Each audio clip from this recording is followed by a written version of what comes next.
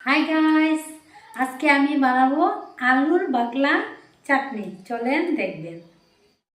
দেখেন সব কিছু রেডি করে নিয়েছি। আলুর বাকলা, আদা, কাঁচা লঙ্কা, রসুন, পেঁয়াজ। এটা আমি কালো জিরে দিয়ে ভেজে নিব। তেলটা দিয়ে দিই অল্প। আমি দেখেন এটা দিয়ে দিই অল্প করে। কালো জিরে দিয়ে দিয়েছি। কালো জিরে দিলে খেতে ভালো লাগে। পরে আমি দিয়ে দিব পেঁয়াজ আর রসুন, আদা আর কাঁচা লঙ্কাটা দিয়ে দিয়েছি। এখানে দিব আলুর বাকলাটা। দেখেন আলুর বাকলাটা দিয়ে দিই। লবণ দিতে লাগবো।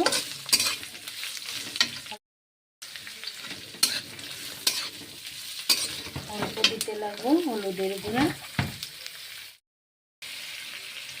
হলুদের গুঁড়া দিয়েছি। ভালো করে নেড়ে চেড়ে ভেজে নিতে লাগবো।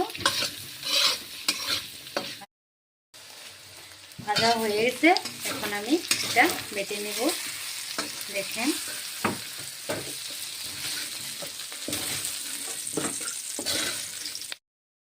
এখন আমি এটা বেটে নেব। এটা বেটে নিই।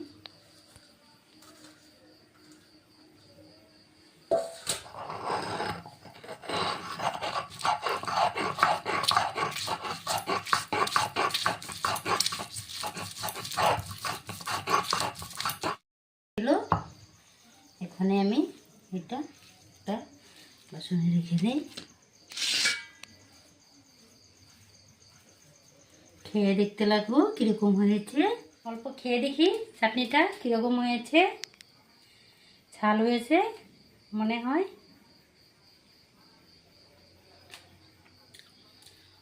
ভীষণ ভালো হয়েছে, খেতে খুব সুন্দর হয়েছে।